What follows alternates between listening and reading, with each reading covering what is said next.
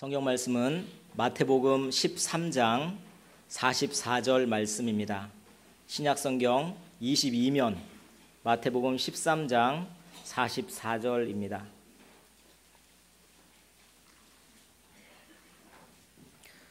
다 같이 한 목소리로 합독하시겠습니다.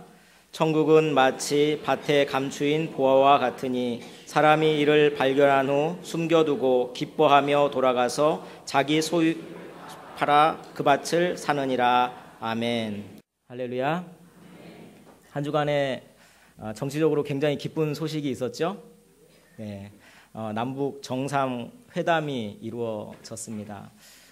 잘 이게 서로 이야기가 되고 대화가 잘 되면 종전 선언도 되어지고 이산가족 상봉도 되어지고 앞으로 이러한 일들이 계속해서 나타났으면 좋겠습니다. 북한이 이러한 모습들이 하나의 정치적 쇼가 아니고 계속해서 세계를 향하여 문호를 열어서 그들의 경제 기반이 우리만큼 좋아지면 서로 통일이 이루어지는데 아주 좋은 밑거름이 되지 않을까 이런 생각이 듭니다. 이럴 때일수록 우리 성도들이 함께 더욱 힘써 기도할 때인 줄 믿습니다. 나라를 위하여 힘써 애써 기도해 주시길 바랍니다. 오늘 성경 본문을 보면 한 사람이 등장합니다. 그는 농부였습니다. 그러나 그는 그냥 농부가 아니라 아주 가난한 농부였던 것으로 보여집니다. 왜냐하면 그는 자신의 땅을 가지고 있지 못했습니다. 남의 땅에서 열심히 일해주고 얼마간의 소득을 벌어서 그의 가족을 먹여 살려야 하는 소장농, 바로 그가 이 농부입니다. 어느 날 이 사람은 전과 같이 동일하게 밭에 나가서 일을 합니다.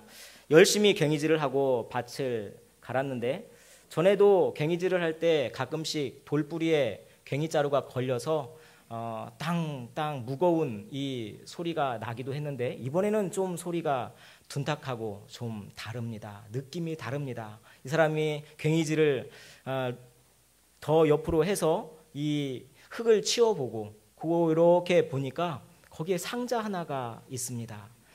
상자를 꺼내 봤습니다. 보니까 뭐예요? 보물이에요. 보물.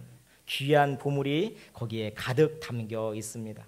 우리의 상식대로라면 당장 꺼내서 아무도 모르게 집으로 가져가든지 아니면 정직하게 주인을 찾아가서 당신의 밭에서 이것을 발견했으니 이거는 당신 겁니다 하고 주인에게 돌려줄 터인데 이 사람은 알 수 없는 행동을 합니다. 어떻게 하죠? 다시 이 상자를 땅속에 묻습니다. 다시 묻고 아무도 못 보게 다 땅을 흙을 메워서 묻어 놓습니다. 좀 이상하죠? 하지만 이 시대상을 우리가 조금 알면 금세 이해가 갑니다. 당시에는 은행이나 금고가 있지 않았던 시대이죠. 그렇다고 이러한 그 보물을 집에다 그냥 놔두자니 집에 도둑이 들면 다 없어집니다. 또 당시에는 전쟁이 자주 있던 시대인지라 전쟁이 나면 귀중품을 들고 피난을 갈 수가 없습니다. 그래서 가장 좋은 방법은 땅에다가 그것을 묻어두는 것입니다. 땅에다가 묻어두되 아무데나 묻어두면 안 되겠죠. 내 땅, 그리고 내가 가장 잘 알 수 있도록 나만 알 수 있는 표시를 해서 그곳에 묻어둡니다. 그런데 문제는 전쟁이 나거나 사고가 나서 주인이 갑자기 죽어버리면 보물은 오랜 세월 동안 거기에 그냥 그대로 묻혀있게 된다는 것이죠. 때문에 지금 발견한 이 보물은 현재 그 땅 주인의 것이 아닐 가망성이 거의 99.9%입니다. 왜 그렇습니까? 만약에 그 땅의 주인이 자신이 묻어놓은 보물이 그 밭에 있는 걸 알고 있다면 거기다가 소장농을 할 이유도 없습니다. 또한 소장농을 할 때 미리 그 보물을 캐냈겠지요. 만약에 소장농이 그것을 발견하고 내가 이 밭을 사겠습니다 할 때 냉큼 팔 수 없습니다. 그 밭에 보물이 있기 때문에. 그런데 이 주인은 그 밭을 그에게 팔아버리죠. 때문에 이 보물은 애초에 이 사람의, 이 밭주인의 것이 아니라는 것입니다.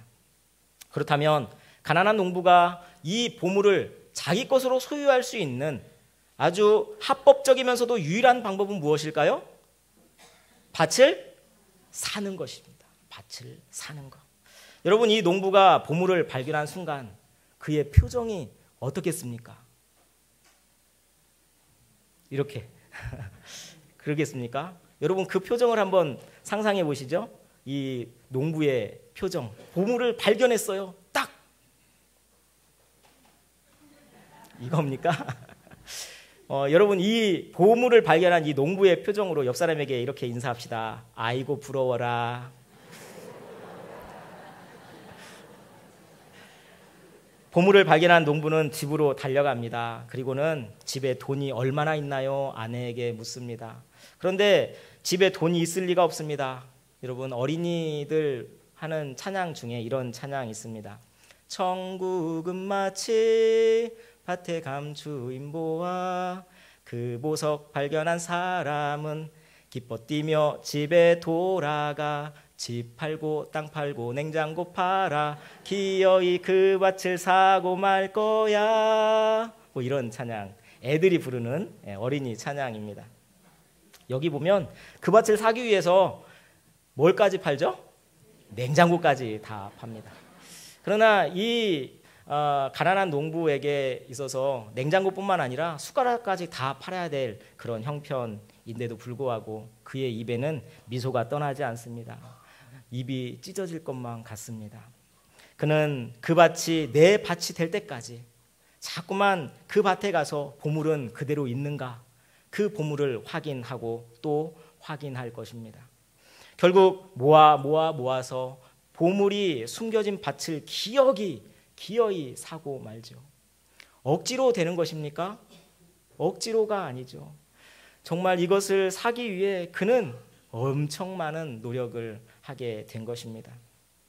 여러분, 제가 어렸을 때 저희 할머니하고만 둘이 어렸을 적에 살았는데 그 할머니가 찬장 안에다가 그 설탕과 미숫가루를 적절히 섞은 그 통을 하나 이렇게 집어넣어 두었습니다.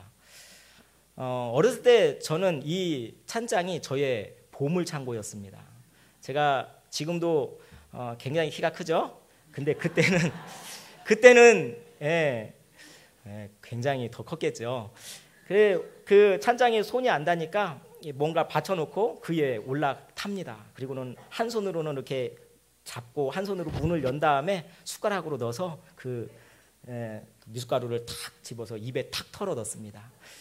얼마나 달콤하고 입에서 살살 녹는지 모릅니다.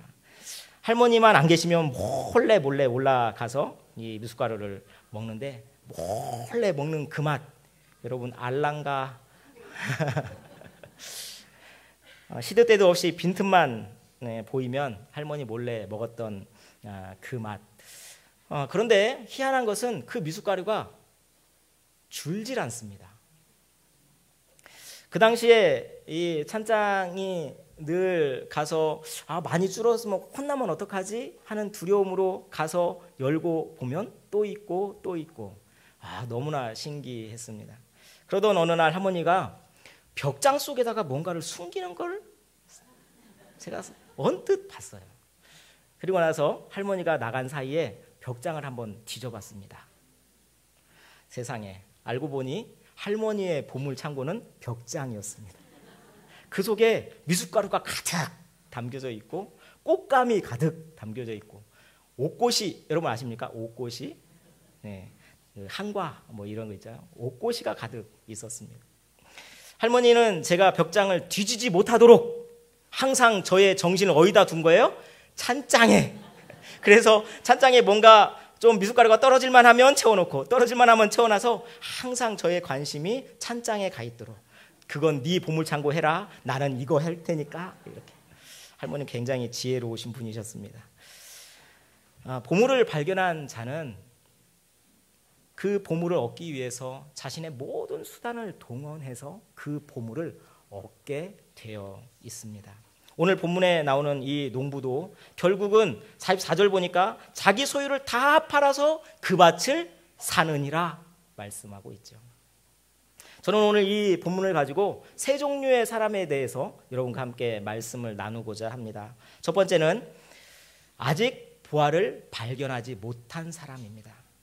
어떤 사람이 농사를 처음 시작했다고 한번 생각해 봅시다. 이 사람이 처음부터 농사를 잘 지을 수 있을까요? 그런 일은 대부분 없습니다. 처음에는 괭이질 하나 하는 것도 힘들어 하죠. 호미질, 낫질 이거 잘못하면 손가락 다칠 수도 있습니다.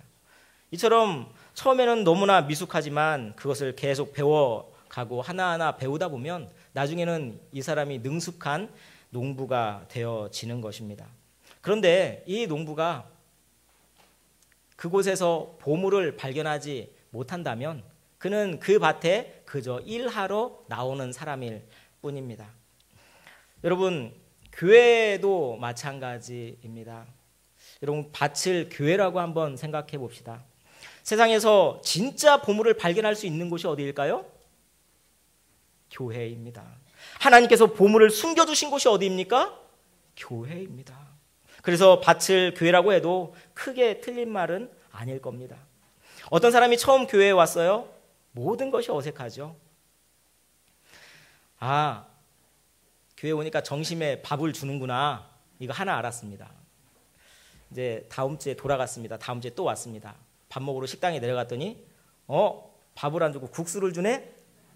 아, 이 교회는 한 주는 밥 주고 한 주는 국수 주는구나. 이거 하나 또 배웠습니다. 교회에 딱 오니까 아, 좋은 분들도 참 많이 계시는구나. 이걸 알았습니다. 찬송은 어떻게 하는지 전혀 몰랐는데 아, 찬송은 이렇게 하는 거구나 알았습니다. 성경책을 찾기가 쉽지 않은데 아, 이 성림교회는 성경책을 PPT에 다 띄워주니까 찾을 염려 없고 참 좋다. 그거 하나 배웠습니다. 이렇게 하나하나 알아갔습니다. 그렇게 10년이 지났습니다. 구역장이 되었습니다. 이제 그 누구도 보다 일을 잘합니다. 능숙합니다. 이제는 많이 압니다. 교회에 대해서도 알고 또 사람들과의 관계도 많이 형성됐습니다. 그래서 새 가족들이 오면 아, 안녕하세요. 저는 예전에는 저도 이렇게 잘 몰랐지만 이렇게 지금은 이렇게 잘 하고 있습니다. 이렇게 성도님도 이렇게 하시면 됩니다. 아주 친절하게 잘 가르쳐 줍니다. 그런데 여러분, 이 사람이 아직 보물을 발견하지 못했다면 어떨까요?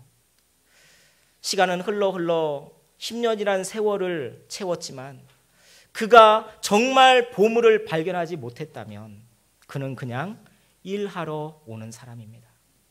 처음부터 보물을 발견할 수는 없죠. 그럴 수는 없습니다. 하지만 시간이 흘렀다면 이제는 발견하셔야 합니다. 교회가 밭이라고 한다면 여러분은 밭에 나온 사람들이죠. 그런데 왜 나오셨습니까? 보물을 발견하지 않는 이상 일하러 오셨습니까? 오늘 찬양대 찬양이 너무나 아름답습니다. 찬양대에서 봉사하는 거 너무나 귀하고 좋은 일입니다. 그런데 찬양대 봉사하려고 교회에 왔다면 그것은 그저 일하러 온 것입니다. 음을 틀지 않고 박자를 틀리지 않고 아름다운 화음이 되어서 아름답게 찬양했다면 그것으로 만족한다면 딱 그만큼 내가 한 만큼 그만큼만 기뻐할 수 있습니다. 더 이상은 없습니다. 샘솟는 기쁨, 말로 형용할 수 없는 그 은혜, 그것은 없습니다. 딱 거기까지. 내가 오늘 교회에 나왔습니다. 내가 봉사할 자리가 있습니다. 새 가족을 맞이하는 자리, 그 자리. 내가 오늘 차량을 안내합니다. 차량 봉사의 자리. 모든 성도들을 먹이기 위해서 주방에서 봉사합니다. 그 자리 너무나 귀하고 소중합니다. 이렇게 섬기는 분들 때문에 이 섬김이 얼마나 아름답습니까? 너무나 감사하고 꼭 필요한 분들이고 소중한 분들이죠. 하지만 딱 그걸로 만족하고 돌아가시겠습니까? 교회에 일을 하러 왔다면 그것은 잘못된 것입니다. 교회는 일하러 오는 것이 아니고 먹으러 오는 것입니다. 영의 양식을 먹는 것이요, 생명의 말씀을 먹는 것이요, 갈급한 내 심령을 주의 은혜로 채우는 곳, 그것이 바로 교회입니다. 교회에 이것이 없다면 우리는 그저 일할 뿐이고, 일만 한다면 지치고 넘어질 수밖에 없습니다. 하나님은 우리를 일꾼으로 부르신 것이 아니라 주의 생명의 말씀, 보화를 우리에게 주시기 위해서 교회로 불러주신 줄 믿습니다. 그 보화를 발견하시는 여러분들 되시기를 축원합니다. 하나님께서 여러분을 힘들게 하기 위해서, 괴롭히려고, 여러분을 부려먹으려고 교회로 부르신 것이 아닙니다. 왜 부르셨습니까? 가장 좋은 선물, 세상 그 어디서도 구할 수 없는 보화, 그것을 선물로 주시기 위해서 주님께서는 우리를 불러주신 줄 믿습니다. 우리 한번 따라해 봅시다. 내가 보물을 발견할 때까지 찾고 찾으리라. 내가 보물을 발견할 때까지 찾고 찾으리라. 아멘. 이 보화를 발견하시는 여러분 되시기를 축원합니다. 어떤 분들은 하나님이 찾게 하셔야 찾지, 내가 찾는다고 찾아집니까? 이렇게 묻는 분도 계십니다. 모든 책임을 하나님께 돌리죠. 물론 그렇습니다. 하나님께서 찾게 하셔야 찾는 것 맞습니다. 하나님께서 숨겨두신 것도 맞습니다. 그러나 왜 숨겨두셨을까요? 발견하게 하려고 숨겨두신 것입니다. 그냥 주면 소중한 줄 모르니까, 그냥 주면 감사할 줄도 모르니까, 발견하고 이것이 얼마나 큰 기쁨인지 그 맛을 알게 하기 위해서 숨겨두신 것입니다. 여러분이 찾아내면 그 기쁨이 여러분의 것이 되는 것이죠. 주님이 그걸 숨겨두시면서 우리에게, 그래, 이것은 꼭 찾아서 이 기쁨이 너희 것이 되었으면 좋겠다 말씀하시는 것입니다. 결정적으로 우리에게 하나님은 이렇게 말씀하십니다. 신명기 4장 29절 말씀 같이 한번 읽겠습니다. 시작. 내가 거기서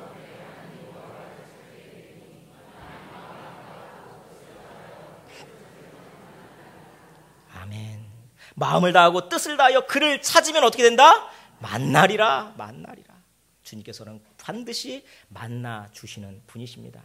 마태복음 7장 7절 말씀 또 같이 읽어보겠습니다. 시작. 구하라 그리하면 너에게 주실 것이요, 찾으라 그리하면 찾아낼 것이요, 문을 두드리라 그리하면 너에게 열릴 것이니. 구하라 그러면 어떻게 한다? 주신다. 찾으라 그러면 어떻게 하신다? 찾아낼 것이다. 문을 두드리라 그러면 너에게 열릴 것이다. 열릴 것이다. 그런데 우리의 문제는 무엇입니까? 찾을 마음이 없는 데 있습니다. 갈급하지 않습니다. 작년에 아이들 가르치느라고 수고하신 우리 교사 선생님들 계십니다. 그래서 격려해드리고 위로해드리려고 안면도 수목원으로 교사 아우팅을 다녀왔습니다. 작년에 좀 늦어져서 도착하자마자 예배를 드렸습니다. 그리고 광고하시는 분이 광고를 이렇게 했습니다. 시간이 없습니다. 간단하게 보물을 찾으시고 약 1시간 정도 자유시간을 드릴 테니까 빨리 이 소나무 숲을 둘러보시고 여기에 모이셔서 우리 빨리 식사하러 갑시다. 이렇게 광고했습니다. 저는 본래 뭘 찾는 데는 소질이 없습니다. 냉장고 이렇게 해서 뭐 꺼내와 그러면 제가 냉장고를 열고 없어서 닫고 열고 닫고를 한 5번 한 다음에 결국은 저희 어머니가 와가지고 여기 있잖아 이렇게 하시면서 꺼내시는데, 그래서 저는 뭘가 찾는다 그러면 이렇게 대충 이렇게 쑥 보고는 나는 또 못 찾을 거야 하고는 그냥 이렇게 갑니다. 그래서 그때도 이렇게 한 바퀴 보고는 나는 빨리 사진이나 찍고 또 피톤 치드나 빨리 이렇게 흡수를 해야겠다 그러면서 둘러보러 갔습니다. 시간이 거의 다 됐어요. 그래서 내려갔습니다. 그랬더니 세상에 그때까지 보물을 찾는 분이 계시더라고요. 땅을 쳐다보면서 그 보물을 찾고 있는 겁니다. 여러분, 보물로 주는 선물이 뭘까요? 기껏 해봐야 컵라면 하나 뭐 이런 거 아니겠습니까? 그죠? 그 아까운 시간 컵라면 하나 받겠다고 거기서 그 시간을 다 쏟아버리는 게 우리의 모습입니다. 우리의 문제가 뭔가요? 컵라면 하나 찾으려고 더 좋은 것을 놓치고 산다는 데 문제가 있습니다. 주님께서는 우리에게 더 좋은 것을 주시고자 하나 그것은 우리의 관심 대상이 아니고 다른 것, 별로 중요하지 않은 것, 그것을 찾겠다고 애쓰고 있는 모습이 바로 우리의 모습이라는 것이죠. 이것이 우리의 어리석음입니다. 하나님이 숨기신 부활을 찾기만 하면 더 이상 신앙생활이 일이 되지 않습니다. 더 이상 짐이 되지 않습니다. 수고하고 무거운 짐진 자들아 다 내게로 오라. 내가 너희를 쉬게 하리라. 쉬게 하시는 주님인데 우리는 그 부활을 발견하지 못함으로 인해서 쉼이 아니라 오히려 짐이 되는 그러한 신앙생활을 하게 될 수 있는 것이죠. 부활을 발견하면 오히려 힘이 나고 기쁨이 나오고 오고 싶고 보고 싶고 정말 그 주님의 은혜 때문에 입가에 미소가 절로 나오는 그러한 은혜가 우리에게 있는 것이죠. 여러분 모두 부활을 발견하셔서 신앙생활이 기쁨이 되시는 은혜를 누리시기를 축원합니다. 두 번째는 부활을 발견한 사람입니다. 성경에는 부활을 발견한 사람들의 이야기가 참 많이 나옵니다. 대단한 믿음의 사람들도 있습니다. 그 중에 이 사도 바울도 그 중에 한 사람이죠. 그는 하나님을 위해 열심히 일했던 사람이었습니다. 하나님을 향해 열심히 일했지만 참된 부활을 발견하지 못했기에 그에게는 진정한 기쁨이 없었습니다. 그러다가 그는 부활을 발견하고 진정한 기쁨을 누리는 사람이 되었죠. 사도 바울이 발견한 부활은 무엇일까요? 이것이 성경이 우리에게 주시고자 하는 진짜 보화입니다. 고린도전서 2장 7절 말씀을 보면 이렇게 되어 있습니다. 하나님이 우리의 영광을 위하여 만세전에 꼭꼭 감춰 놓았던 하나님의 지혜가 있다. 그 지혜가 뭐냐? 8절에 보니까 이 지혜는 이 세대의 통치자들이 한 사람도 알지 못했던 것이다. 그들이 만약에 알았더라면 영광의 주를 십자가에 못 박지 아니하였으리라. 하나님의 지혜, 영광의 주. 그래서 이것을 골로새서 1장 26절은 또 이렇게 말씀합니다. 같이 한번 읽어볼까요? 시작. 이 비밀은 만세와 만대로부터 감추어졌던 것인데 이제는 그의 성도들에게 나타났고 27절도 같이요. 하나님이 그들로 하여금 이 비밀의 영광이 이방 가운데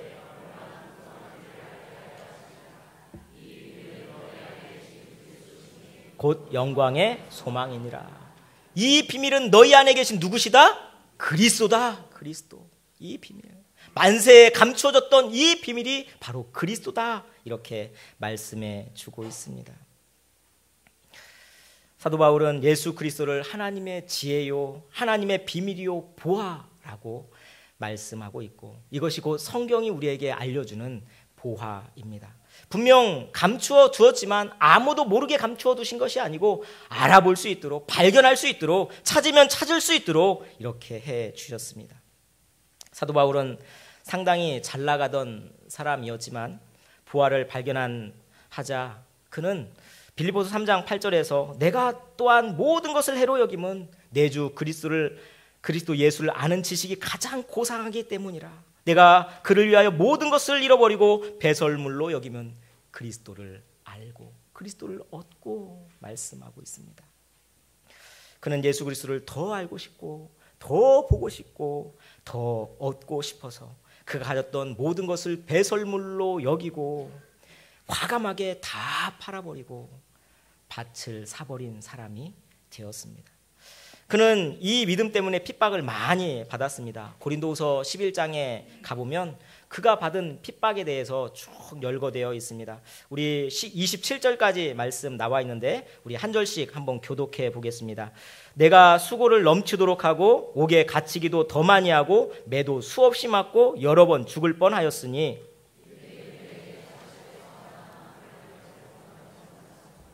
세 번 태장으로 맞고 한 번 돌로 맞고 세 번 파선하고 일주야를 깊은 바다에서 지냈으며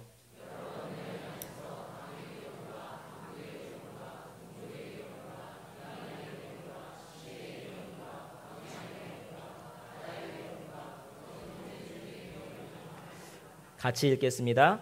또 수고하며 애쓰고 여러 번 자지 못하고 줄이며 목마르고 여러 번 굶고 춥고 헐벗었노라. 이런 일을 당한 사도 바울이 하나님을 원망했을까요?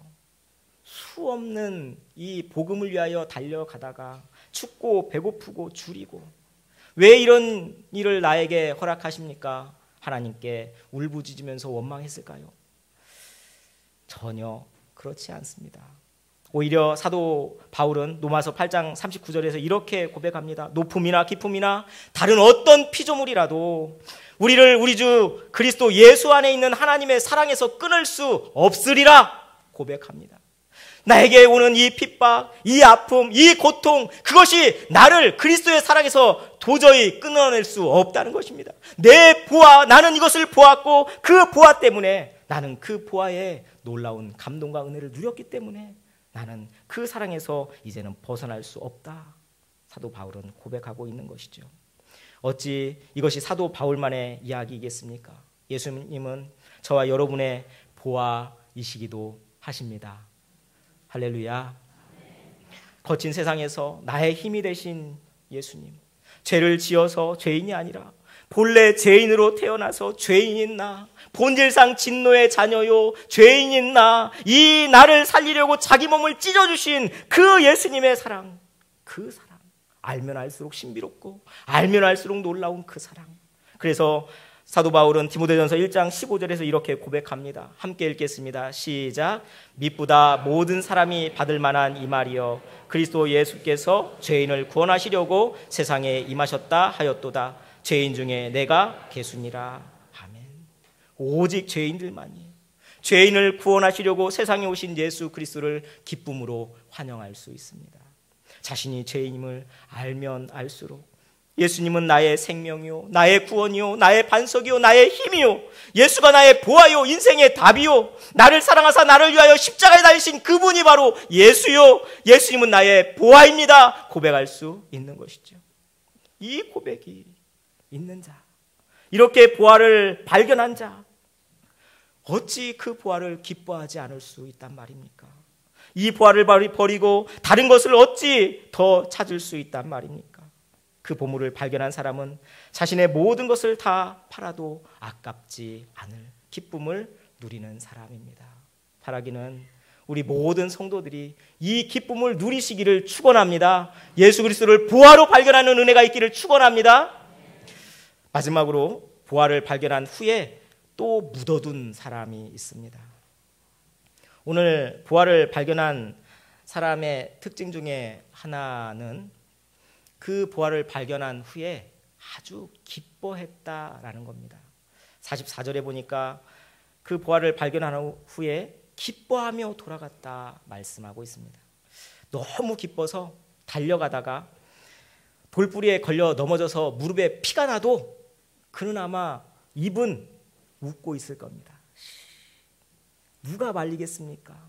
보아를 보았는데 누가 그를 그 웃음을 그 기쁨을 빼앗아갈 수 있겠습니까?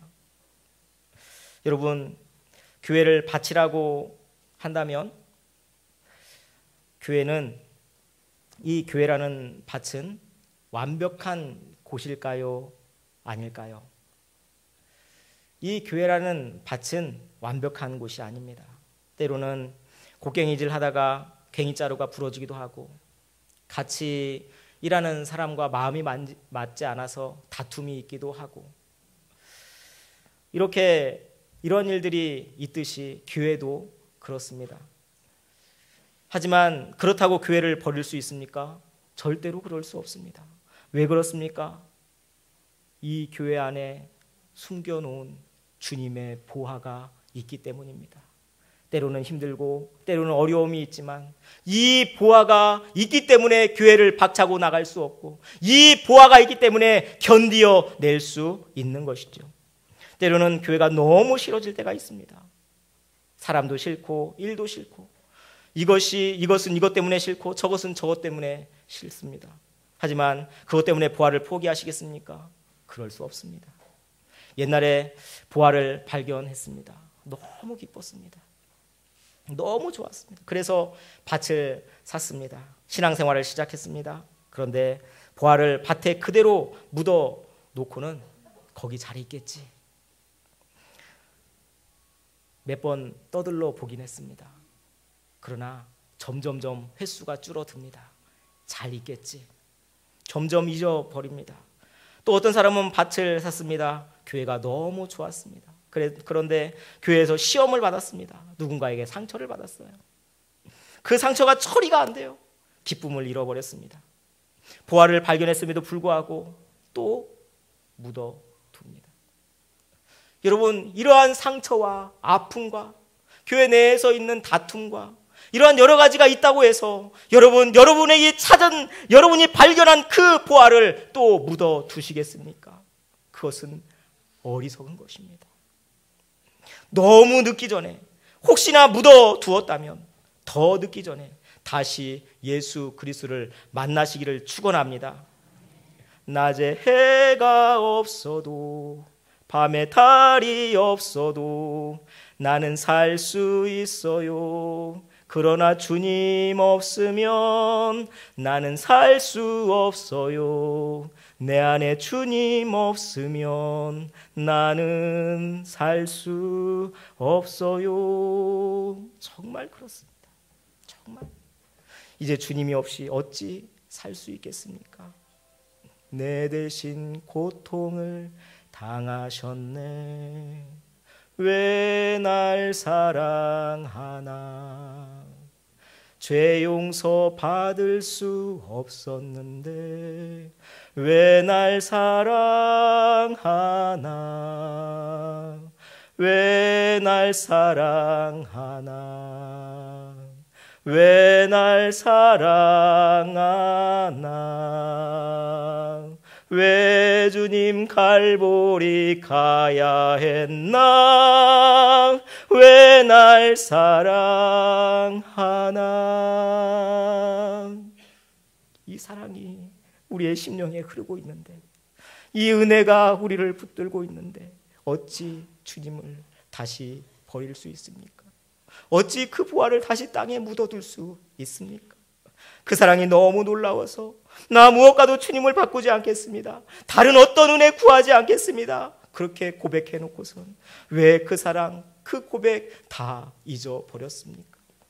너무 오랫동안 땅속에 묻어두었다면 다시 그 보화를 캐내시는 여러분들 되시길 바랍니다.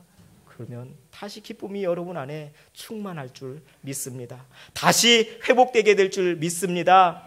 보화를 확인하는 순간 나의 영혼이 소생되고 나에게 기쁨이 있고 영의 양식이 진짜 영의 양식이 되고 하나님의 말씀이 생명의 말씀으로 다가오게 될 줄로 믿습니다. 말씀을 정리하겠습니다. 여러분은 누구입니까? 아직 보화를 발견하지 못했다면 보화를 찾으십시오. 하나님은 우리에게 보화를 찾고 찾으면 찾아낼 것이라고 약속하셨습니다. 찾고 찾으면 만나게 될 것이라고 말씀해 주셨습니다. 그저 지금 있는 대로 일하려고 나오지 마시고 교회에 하나하나 알아가면서 익숙해지는 교회가 아니라 그 보화 때문에 교회에 나오게 되는 여러분들 되시기를 축원합니다. 시간이 거저 흘러 10년이 지나 20년이 지나 30년이 지났음에도 불구하고 이 보화가 나의 보화가 되지 못했다면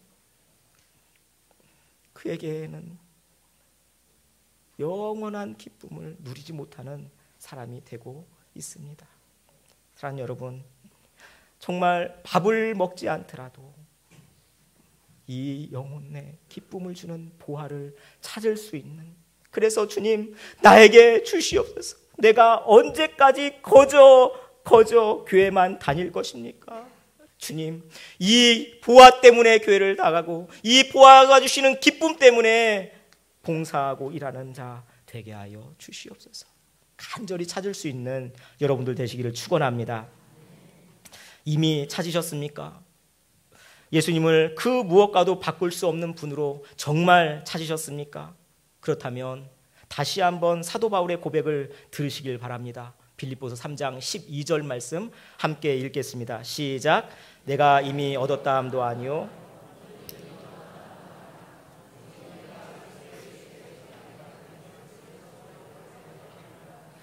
아멘.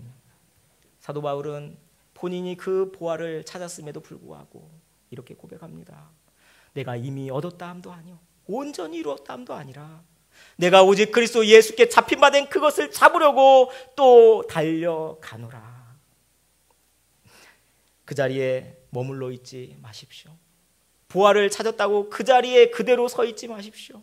그 보화 그것을 여러분 것이 되고 그 보화로 인하여 감사하고 기쁨이 계속될 수 있도록 그 보화이신 예수 그리스도와 교제하고 만나고 주님과 함께 사귀어 사는 일들이 여러분의 있기를 축원합니다. 그것이 계속되어진다면 여러분의 기쁨은 계속되어질 줄로 믿습니다. 또 묻어두셨습니까? 여러분은 가장 나쁜 사람들입니다. 나에게 생명 주신 그분을 어떻게 그렇게 대하실 수 있습니까? 이미 은혜를 받았습니다. 이미 예수 그리스도가 생명으로 받았습니다. 그분을 보화로 받았습니다. 그럼에도 불구하고 그분을 묻어두고 대화하지 않습니다. 그분을 나의 보화로 이제는 여기지 않습니다. 다른 것을 찾아 헤매고 다른 것에 마음을 빼앗기며 살아가고 있는 여러분은 얼마나 나쁜 사람들입니까? 하지만 사랑하는 여러분, 하나님께서는 여러분에게도 기회를 주십니다. 여러분도 찾고 찾으십시오. 그러면 그 예수님을 다시 만날 수 있게 될 줄로 믿습니다. 주님은 주시기를 원하시는 분입니다. 은혜를 주시고 생명을 주시고 그 가진 풍성한 것을 우리에게 내어주시기를 원하십니다. 매달리시면, 아이처럼 매달리시면 주님께서는 풍성한 은혜로 우리를 만나 주실 줄로